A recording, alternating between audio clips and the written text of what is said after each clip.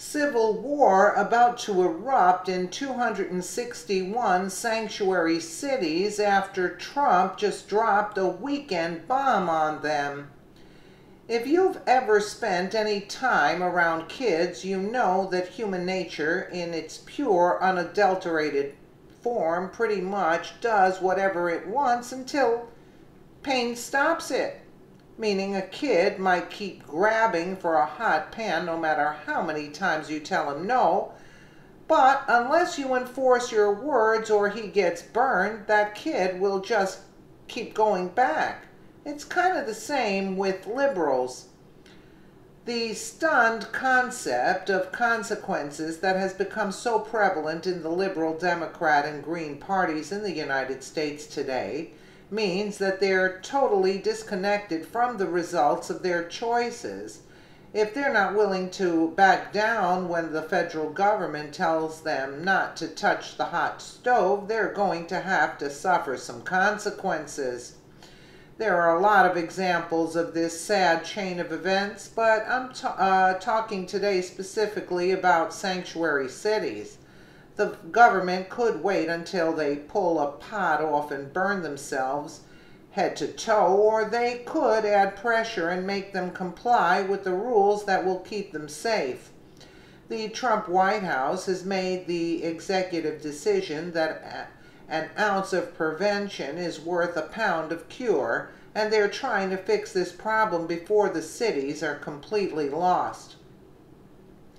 The Daily Signal reported the Justice Department's plan to deal with the problem of rogue cities who consider themselves above the law. The Department of Justice announced last week that sanctuary jurisdictions will lose access to certain federal law enforcement grants in 2017 if they prohibit officials from communicating with Immigration and Customs Enforcement, if they block ICE from interviewing jail inmates, or if they fail to notify ICE of the pending release of criminal aliens ICE is seeking to deport. These particular grants, known as the Burn Justice Assistance Grants, are the largest source of federal criminal justice funds for state, local, and tribal authorities. This move is helping fulfill one early promise of the Trump administration to impose consequences on those most egregious of the more than 300 sanctuary jurisdictions.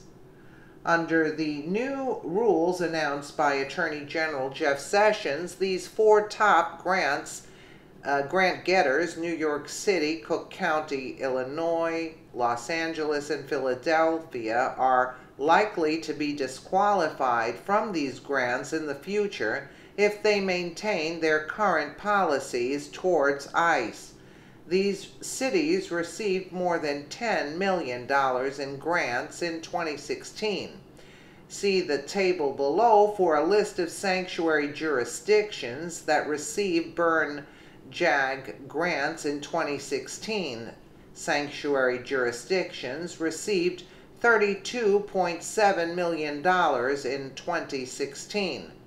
10 sanctuaries are already at risk of debarment based on an initiative launched last year by Representative John Culberson, Republican of Texas, chairman of the House Appropriations Subcommittee that controls the Justice Department's budget.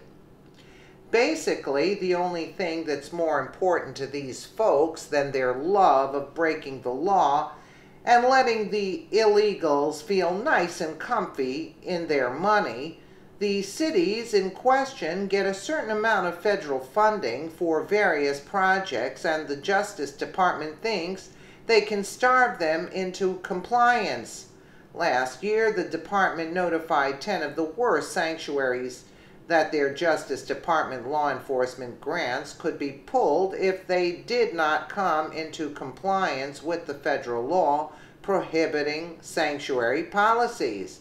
The jurisdictions are California, Connecticut, Cook County, Illinois, Chicago, Milwaukee County, New York City, New Orleans, Philadelphia, Miami-Dade County, Florida, and Las Vegas. A few months later, Miami-Dade County reserved its sanctuary policy and began cooperating fully with ICE. In April 2017, the Justice Department sent letters to 9 of the jurisdictions, all but Connecticut, reminding them that by a deadline of June 30th, they had to send documentation of compliance with the law or lose certain funding and potentially face clawbacks of previously awarded funding. The documentation of alleged compliance is currently under review, and the results are expected soon. Sessions has said their statements will be reviewed carefully. It is not enough to assert compliance. The jurisdictions must actually be in compliance. Last Tuesday's announcement makes clear that the Justice Department is not looking merely at bare minimal compliance with the letter of Section 1373, the federal law that prohibits policies that block communications between local officials and federal immigration agencies, which many sanctuaries dubiously claim to meet. It also signals that if a jurisdiction feels constrained by the legal controversies surrounding detainers, see discussion here, they can still demonstrate satisfactory cooperation by giving ICE 48 hours advance notice of criminal alien releases. The Burn JAG grants are one of 3 programs now off limits to sanctuaries. Last year, Culberson imposed requirements for basic compliance on the State Criminal Alien Assistance Program, which offers partial reimbursement for the costs of incarcerating illegal aliens, and the Community-Oriented Policing Grant Program. How much money is at stake in the Burn JAG program? The Trump administration reportedly is seeking $380 million for the program in 2018. That's a whole lot of money, no matter who's getting or not getting it. These programs are ones that the city is going to have to answer for if they no longer have the funding for, or they'll have to make up the difference out of their already burdened budgets. Here are the top 10 offenders and an estimate of the amount they receive annually from the federal government. And you can see up there, New York basically gets over $4 million there, you know, and California gets a little less than $2 million. So that's quite a bit. Oh, but there again, County of San Bernardino, that adds more money there.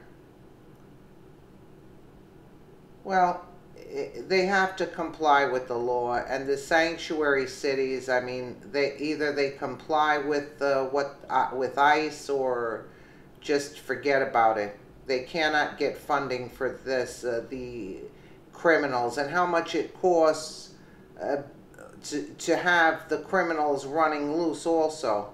It's a disaster. That's all I have to say. Let us know what you think in the comments below. And again, thank you so much for watching.